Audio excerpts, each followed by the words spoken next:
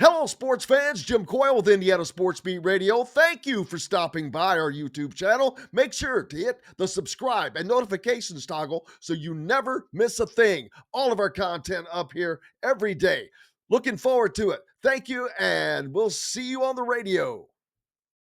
Welcome to Indiana Sports Beat Radio, brought to you by the Hard Truth Distilling Company in Brown County, Indiana.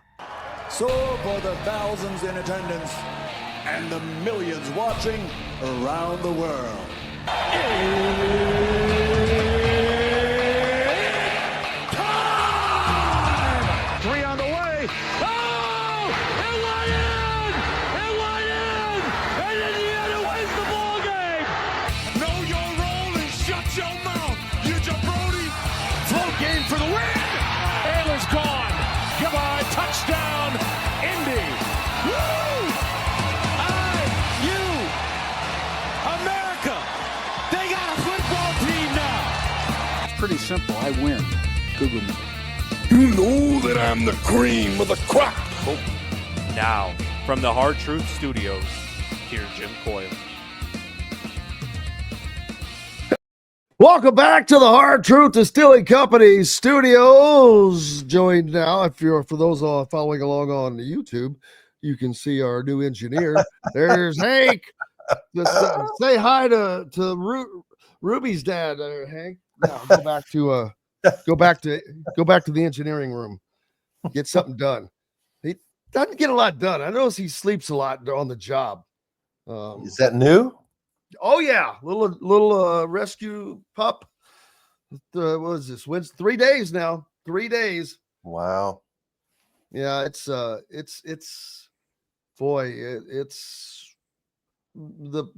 potty training is that's hard to keep up on. How old is 8 months, but he's been in a foster, so actually probably does fine, but I've got to get on his schedule, I think. Got to make a little adjustment. And I'm not going to lie, it's a little difficult when it's -2, which it was when we went out for the to check all the engineering equipment this morning first. Yeah, and they don't like it sometimes when it's the ground's covered, it's too crunchy and stuff like that. Yeah, you gotta have the right spot, man. You've got to have the right spot.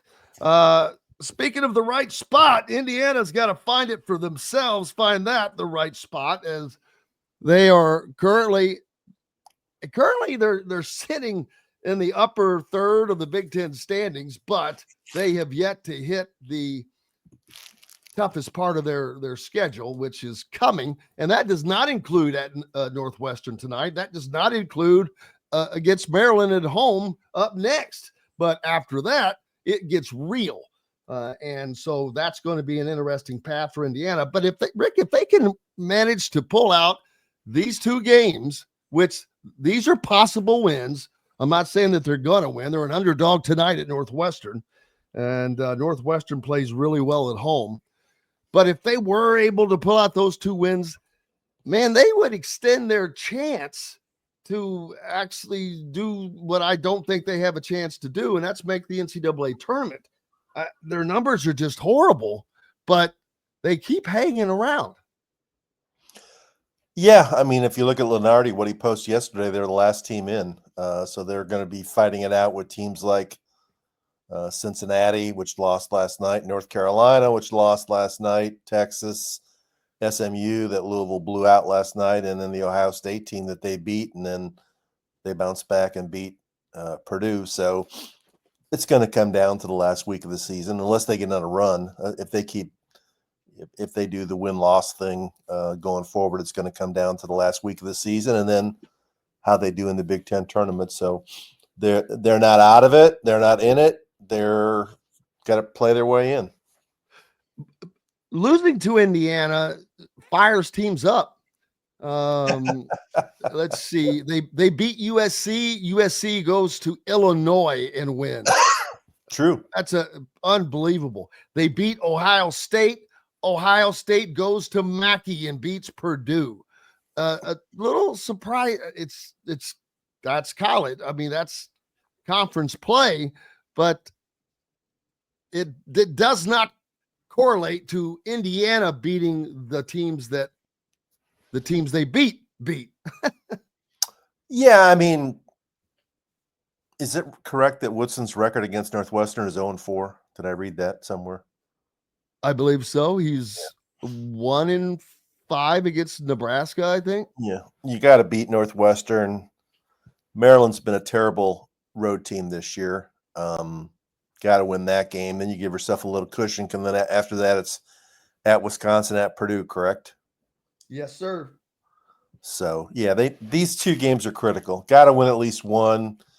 You win them both, then you put yourself in you change the dynamic about your team. Would it be their first three-game winning streak in the Big Ten? Would it be? I don't know. But, they played okay against Ohio State. They didn't play great. It's been a while since they played what I really think is a great game.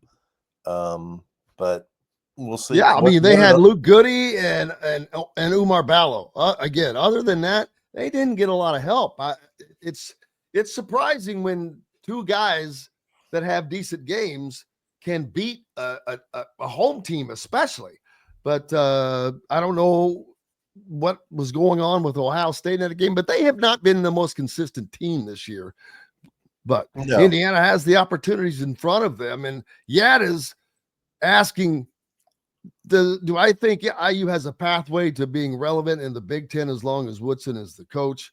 Well, if you mean by relevant, if you mean challenging for titles, no, I do not. I think that has proved its point every night. Now, I just think this is funny. Hump Everest. That's pretty funny. I like Maryland, by the way, is 0-4 on the road this year, so they haven't won a road game. They got one at Illinois tomorrow before they play Indiana, so they should be 0-5 on the road before they come to Bloomington on Sunday.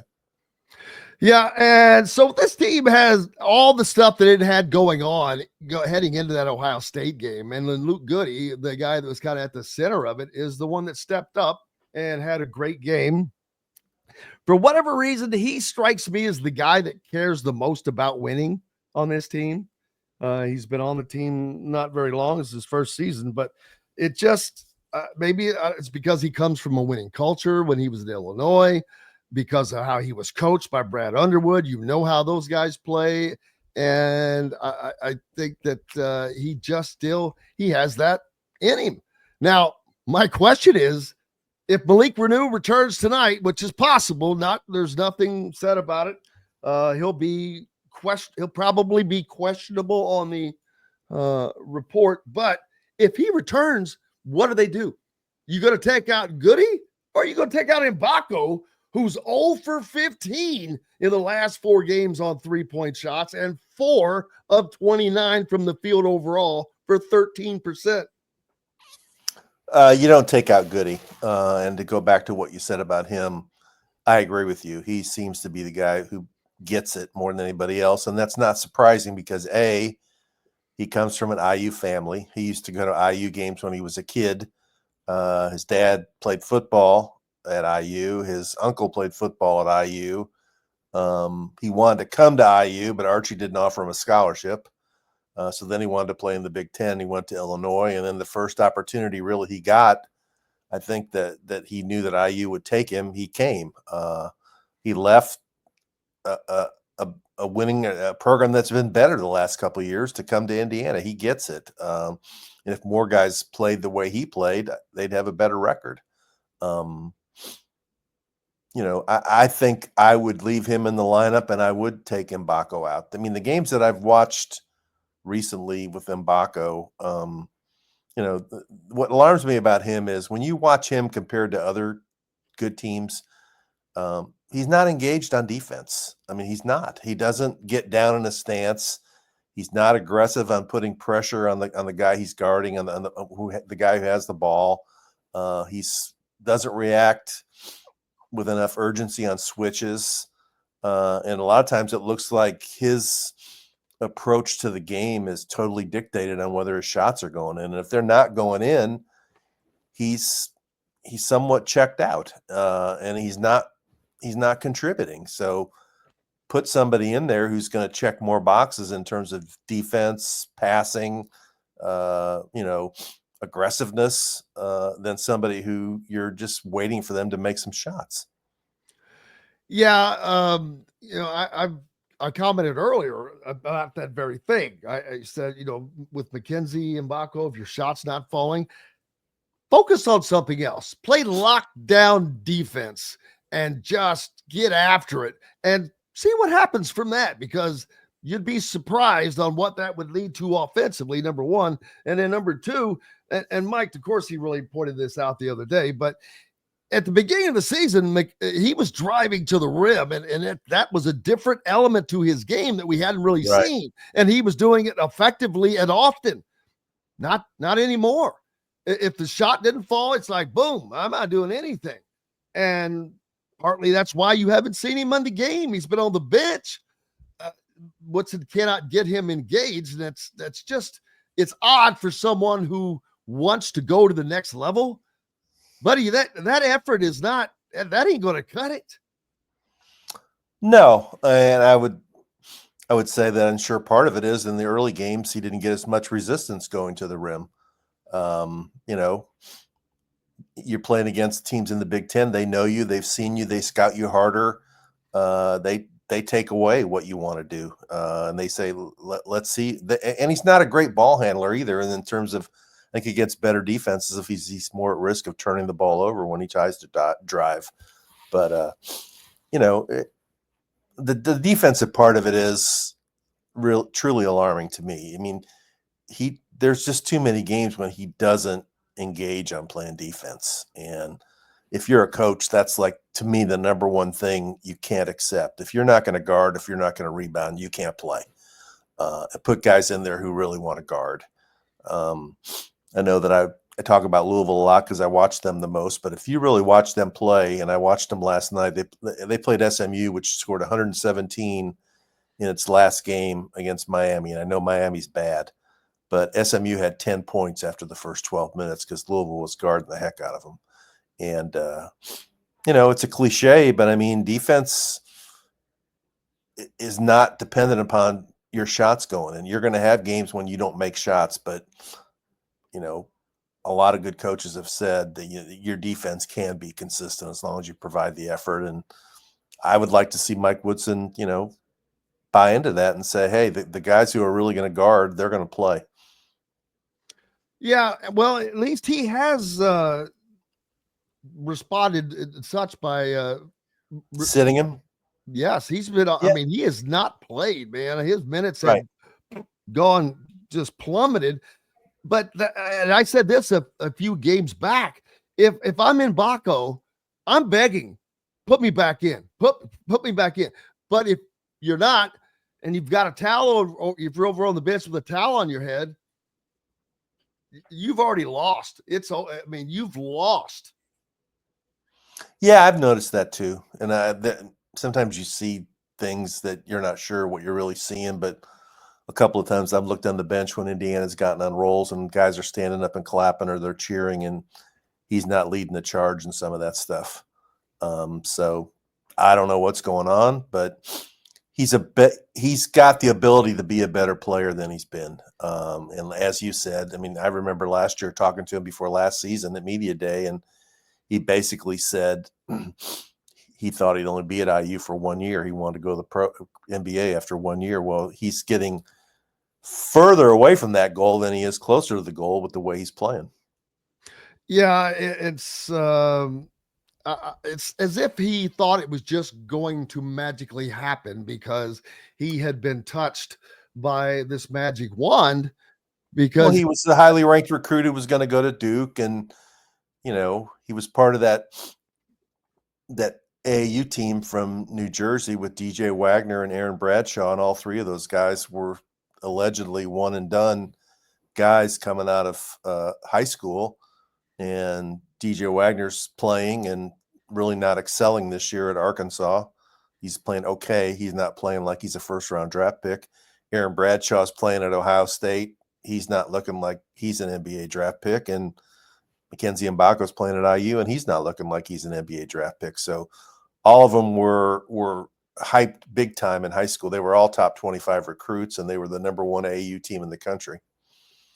Yeah, yesterday I read an article that was by Seth Davis, which I know you're very familiar with, but he pretty much laid it out in essence, which nothing that all the rest of us don't already know, but that instead of using this opportunity to put together an incredible team that IU could have, he's put together a team that won't work, that will not work together from a functional standpoint. Because the pieces don't fit together, or because they don't have a work ethic?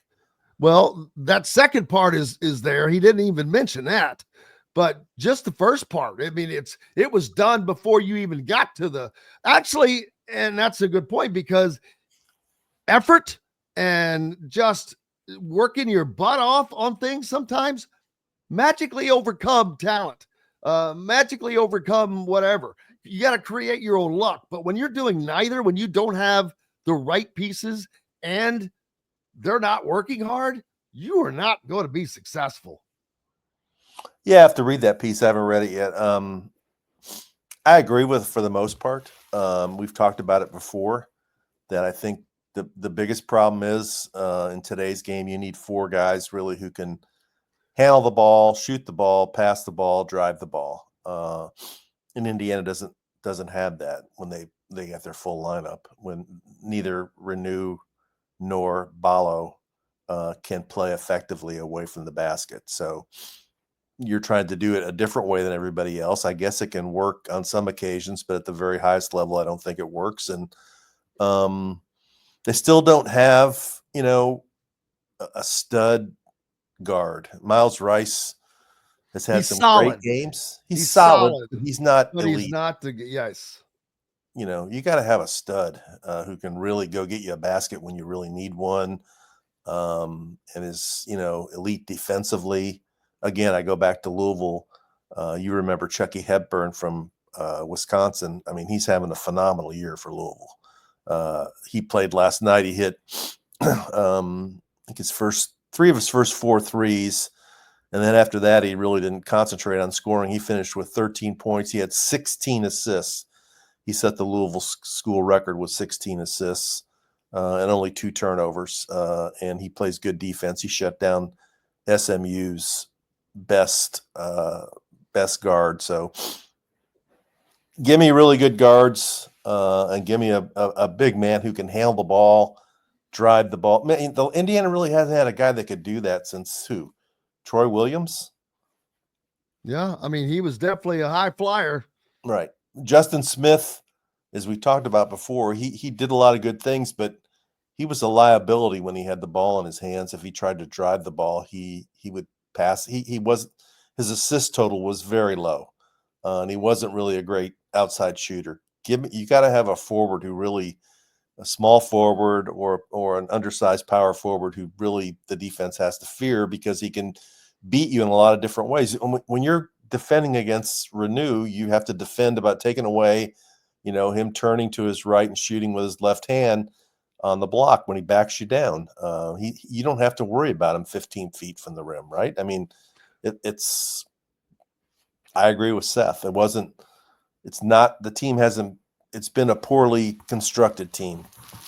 And as we know, I mean, it's been a team constructed sometime at the last minute. It wasn't like they went out before that season and said, we really want Malik Reneau. It was like, oh, Malik Reneau decommitted from Florida. He's available now. We need a player. Let's go get him. Just like they did with Bates, just like they did with Mgbako. The guys all the guys they have this year in the portal. I mean, that's not like they've targeted many of these guys out of high school and said, this is the guy we want. This is the guy we're going to develop. And this is the guy we're going to build a team around. Who would it be on this team? That's the best thing, the most accurate statement I think I've seen today. Brian S. says IU is a glorified AAU team. And you know what? That's very accurate, because you think back to some teams of recent, Logan Duncombe, who was viewed as this big-time recruit, ended up where? Nowhere. He's at Winthrop, and he didn't even play that much.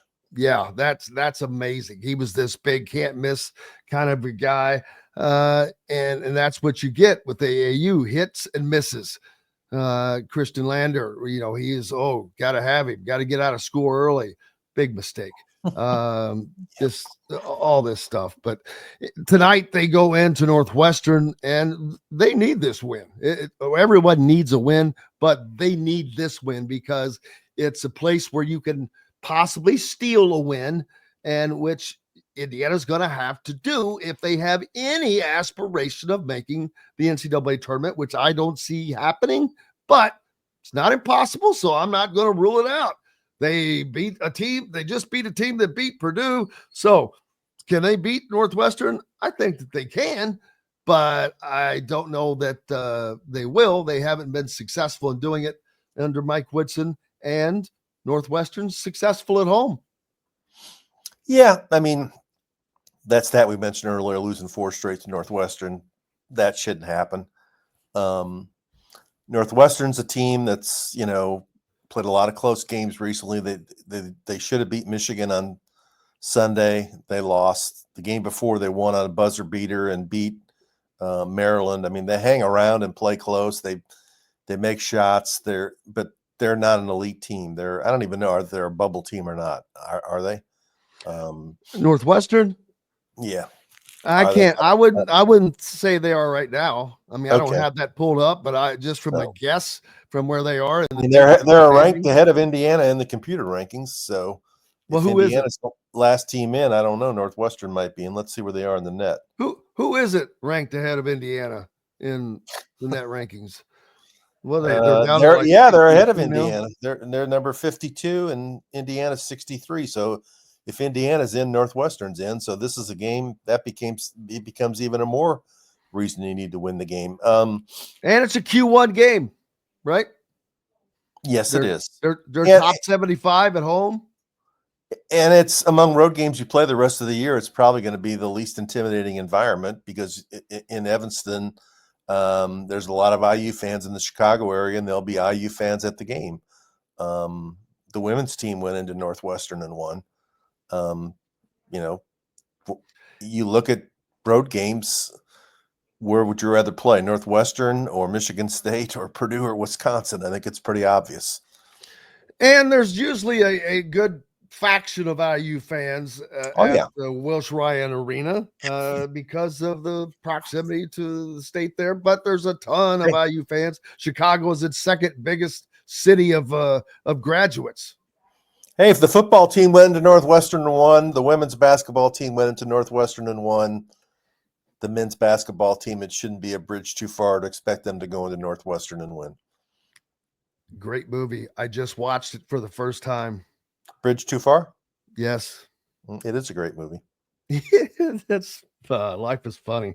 Rick Bozich is with us here on Indiana Sports Beat Radio. We're going to take a break. When we come back, we're going to talk more about that article that I mentioned a bit, and how Indiana has put itself in a position, and where do they go next? Back with more from the Hard Truth Distilling Company studios right after this break. Andy Moore Honda is Bloomington's #1 Honda dealer for a reason. Buy a new Honda and get a 3-month break from car payments. That's right, no payments for 90 days. That includes the all-new, all-electric Honda Prologue, and you get it for just 0.9% financing, or the 2024 Honda Ridgeline Black Edition, or the Honda Accord LX, both for just 1.9% financing. Get more to your door from AndyMooreHonda.com, Bloomington's #1 Honda dealer, and your best place for new and used vehicles. When it comes to apparel and promotions, Freethink has you covered, literally, whether it's 24 or 200 shirts for sports leagues, businesses, or groups. Freethink Apparel and Promotions can also create your very own merchandising store. Freethink Apparel and Promotions did it for Indiana Sports Beat Radio, and they can do it for you. Whether it's screen printing, embroidery, digital printing, promotional products, vehicle wraps, or anything else under the promotional line. See what Freethink Apparel and Promotions can do for you at freethinkapparel.com. Enjoy healthy, delicious meals at home without the hassle with the Fresh Fork. Chef-curated, ready-made meals delivered right to your doorstep. proudly fueling IU athletes and now available to you with a menu that's always fresh and diverse, from hearty proteins to fresh salads. The Fresh Fork empowers you to make better food choices without compromising. Let the Fresh Fork help transform your lifestyle for a healthier way of living today at thefreshforkonline.com. Use promo code RADIO20 and get $20 off your first order. Hungry for something a little different? Well, head to the Rusty Gator Fork and Ale in Bedford, where oceanic flavors meet southern charm with a Cajun flair, like their loaded voodoo fries, gator bites, or jambalaya, and so much more. The Rusty Gator also has live music each Friday and Saturday night with some of the best local and regional artists around. Visit the Rusty Gator Fork and Ale in Bedford and get your Cajun on. Located on 325 acres in beautiful Brown County, Indiana, Hard Truth Distilling Company is the biggest and the best craft distillery around. While Hard Truth is already known for producing internationally awarded whiskeys and spirits like Hard Truth's sour mash bourbons, sweet mash, and hard road ryes, as well as their cinnamon vodka and the always popular toasted coconut rum. Hard Truth Distillery offers so much more. With a full-service restaurant, ATV, and distillery tours, as well as live music, you can spend an entire day at Hard Truth Distillery while making your entire family or group happy. And that's the Hard Truth. Hard Truth products are available across Indiana, as well as many other states. So no matter where you shop, if they don't carry your favorite Hard Truth product, tell them you want the truth, the Hard Truth. Hard Truth Distilling Company encourages you to enjoy all of their products responsibly and to never drink and drive. Welcome back to the Hard Truth Distilling Company studios. On this Wednesday, Indiana heads to Northwestern to take on the Northwestern Wildcats tonight in a game that is going to play a part in who makes the NCAA tournament. As Rick mentioned in the last segment, Northwestern ahead of Indiana in the net rankings. So a win would be a quad one win for the Hoosiers, and it would probably get them back to 60 in the net or something thereabout. But yesterday, Seth Davis had an article out in regards to Indiana. He talked about pretty much everything, and he started out by saying, as many people warned at the time of Woodson's hiring, his lack of experience as a college coach has turned out to be a major impediment. There aren't many programs in America with more NIL money than Indiana at the moment, yet instead of building a cohesive roster that could succeed in the pace and space era, Woodson created a team that is woefully out of date. The Hoosiers attempt 32.3% of their shots from behind the three-point line, which ranks 330th nationally per Ken Palm. Their 31.4 three-point percentage ranks 274th.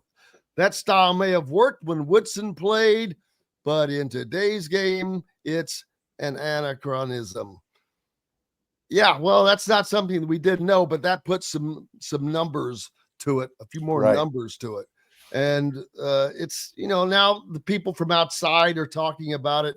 I don't see a path to Woodson being in Bloomington next season, luckily for Indiana fans, because there's not a path to success. Someone asked that earlier. No, there's not a path to success because he just refuses.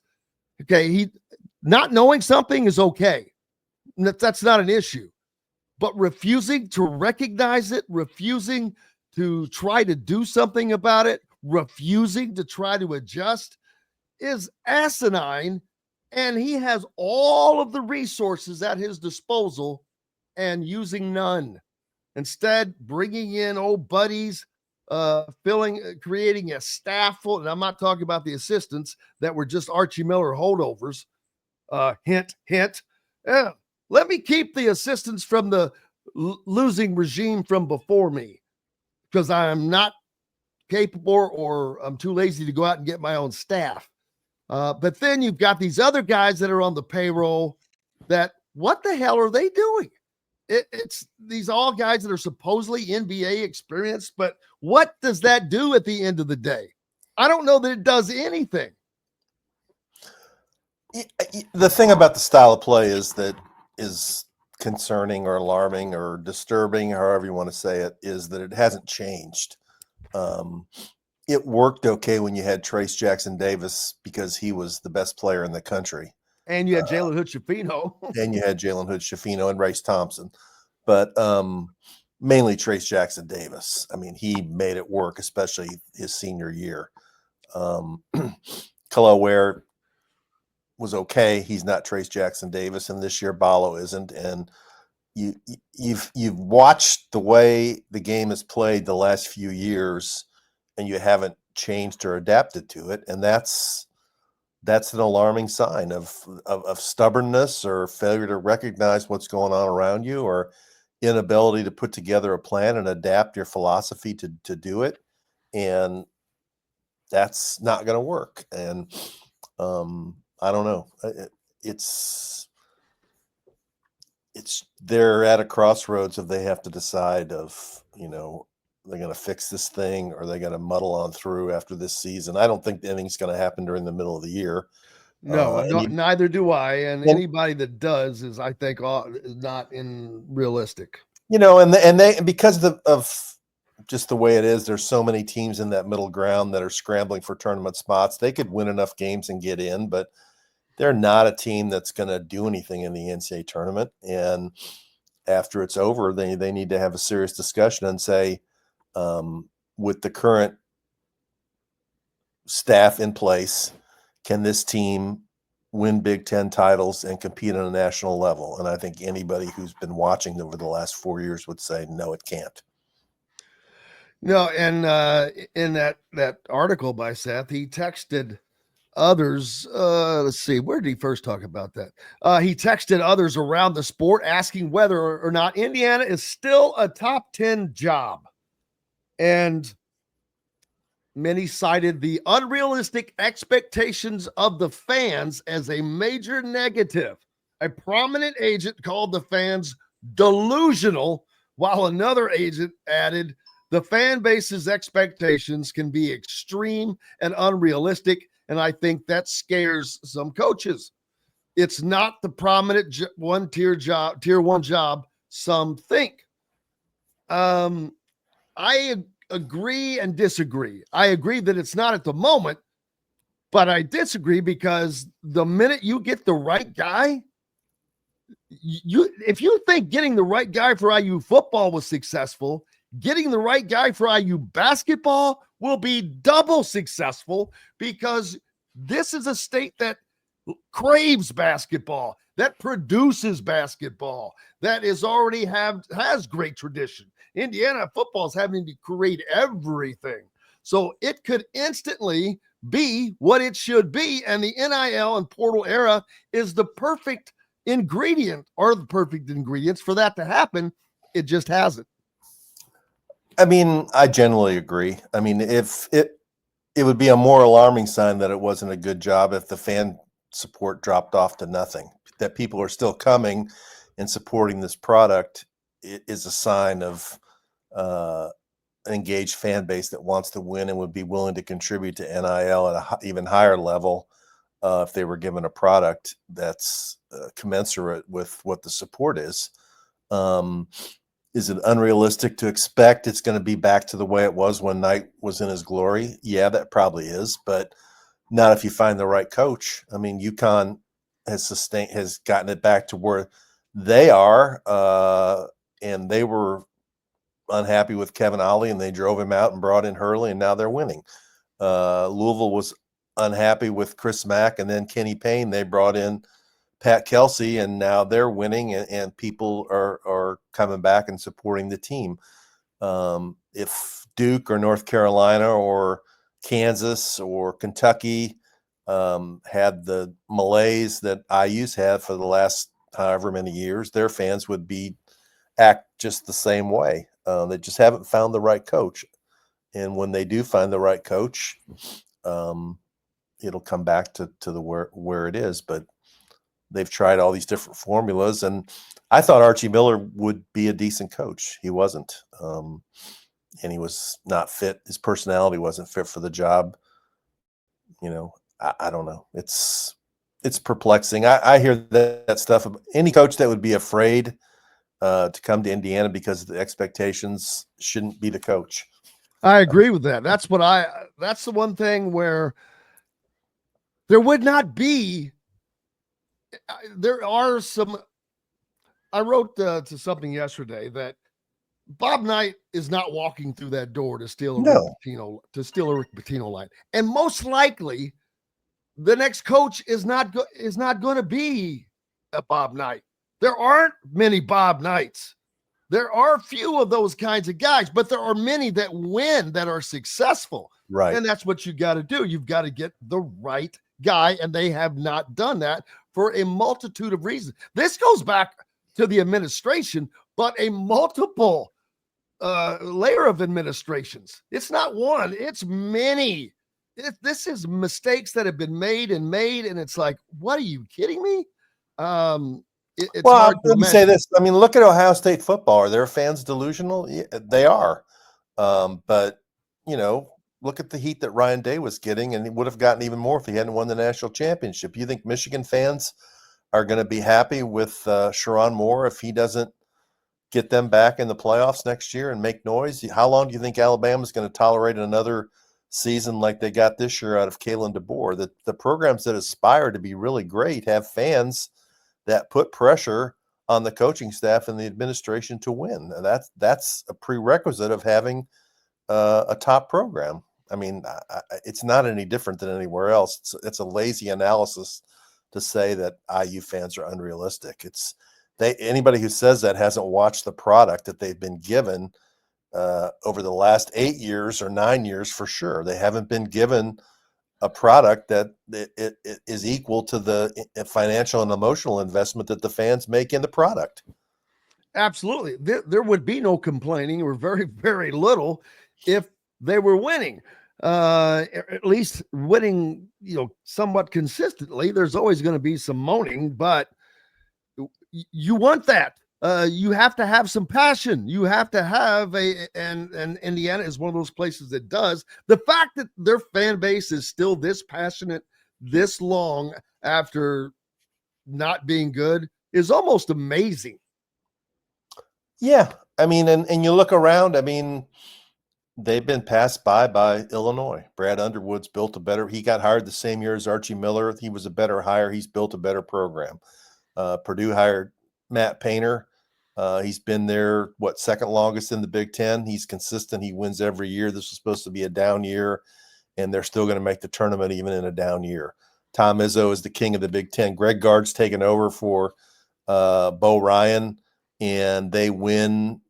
He lost Chucky Hepburn and A.J. Starr and Asigian and all these guys, and Wisconsin's still winning. It's not unrealistic to expect Indiana should have the consistency of those programs and be a team where you look at them and say, they're going to be on the bubble again to make the NCAA tournament. I mean, that's not being unrealistic. Wisconsin again. Wisconsin and Illinois.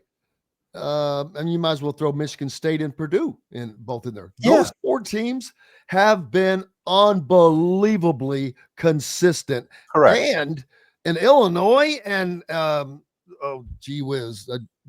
Wisconsin, they have been consistent with constant change that you just mentioned. Illinois, it's like they have a new roster. They lose guys every single year, and Brad Underwood puts another team together. It's amazing. Wisconsin, again, you just lost their, well, we'll just go at it again. It's good coaching. It's a plan. It's having the knowledge of what you're trying to accomplish. I don't know that this team understands what they're trying to accomplish. I really don't, because personally, I don't know what they're trying to accomplish when they're on the floor. I agree. I mean, we don't know what the plan is. We don't know, what the plan is, to scramble at the end of the season and put a roster together and stick this guy here and stick this guy there. And, there's just so many different things we can go on. The scheduling, the style of play, the inconsistency, the puzzling losses, the inability to beat Nebraska and Northwestern, Penn State. I mean, that's not being delusional to expect Indiana should be able to beat Nebraska, Penn State, and Northwestern. And I think he's got a losing record against all three of those teams, right? Which is amazing to say that. Yeah, I Yeah, know you and had a that's not piece. delusional. I mean, No, none of it is delusional. Here's the issue. I don't think that their frustrations and all of that, none of that's delusional. It's accurate. What the problem ends up for me being is they cross lines. They start interacting with players and then calling players losers and this and that. And I'm like, whoa, get out of that crap. That shouldn't be going on. Yeah, I agree. And that's the issue I have.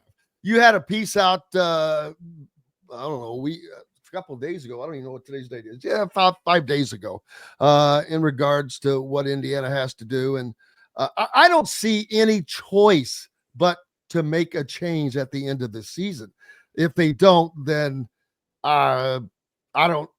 That to me, that's saying that you just don't care. I understand there's some financial systems, but and I don't think I've talked to you. Have I talked to Dusty May's buyout is only $5 million and becomes $4 million at May 1st. I was told that last minute change of heart between Louisville and Michigan was because he was able to negotiate that lower buyout. I don't know if that's true or not. I'm not sure, but Dusty May's doing good things at Michigan. I know they had a bad loss last week to Minnesota, and Minnesota now suddenly come alive and beat Iowa at Iowa last night. So crazy. They've got 2 Big Ten wins. Both of them are quad ones. That's amazing. That's amazing. But the pressure went down on Friday night because Indiana won that game in overtime against Ohio State. If they would have lost that game after blowing a 10-point lead in the last 5 minutes, the pressure would be through the roof right now. But they won, so the pressure's off. And we're just going to go through this for the next however many weeks. What is it, 6 or 7 to the end of the Big Ten tournament? And then they have to have an honest, realistic discussion of where the program is and where they want it to be. Oh, I think those discussions are happening right now. Yeah, I'm sure they are. But and a decision made and move on. And the thing that I don't know how you can bring this guy back, considering the level of the fan base has already made its decision. Oh yes, right? They've moved on. Yeah. Oh, absolutely. My question is, and high school recruits have made their decision, Jim. Oh, absolutely. Liam McNeely. That's another thing I posted yesterday. And Mullins and Harrelson and Harrelson, Sisley, Bland, on and on. The guys you missed out on that you didn't even look at.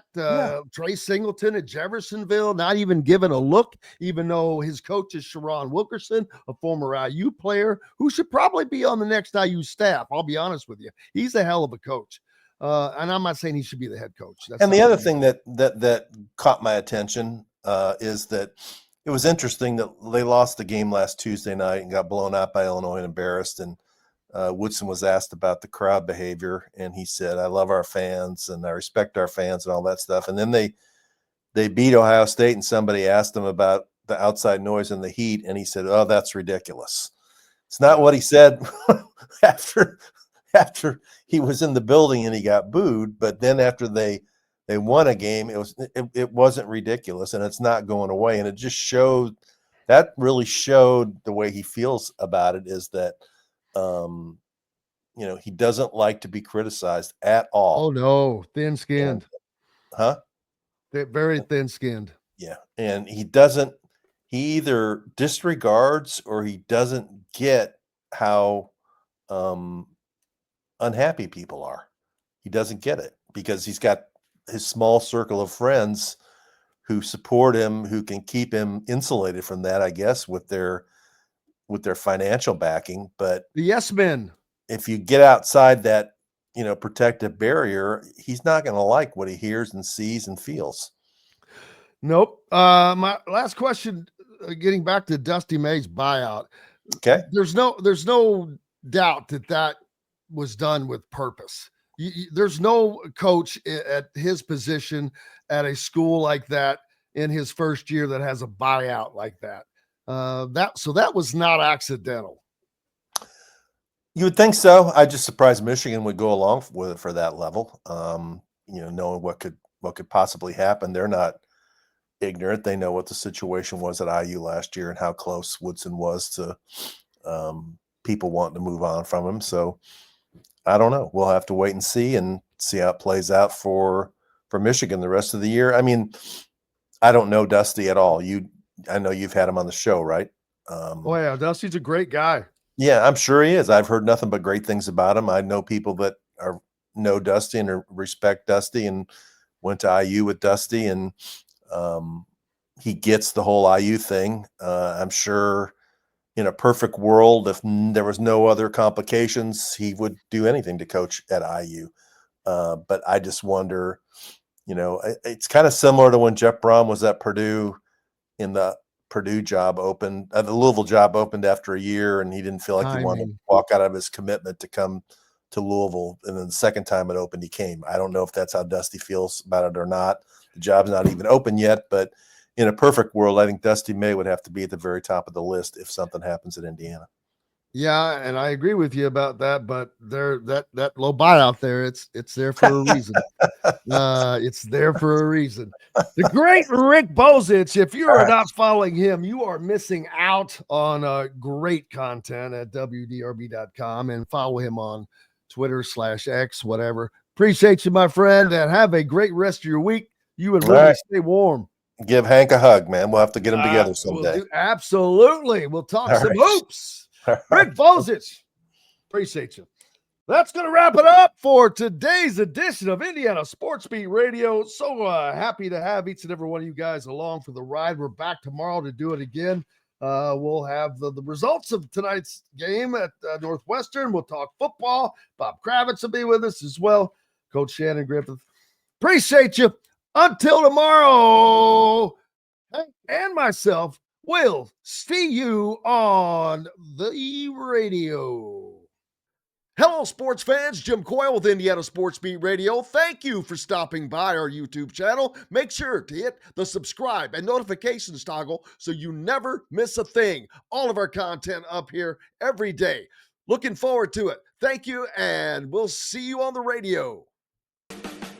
Thanks for listening to Indiana Sports Beat Radio.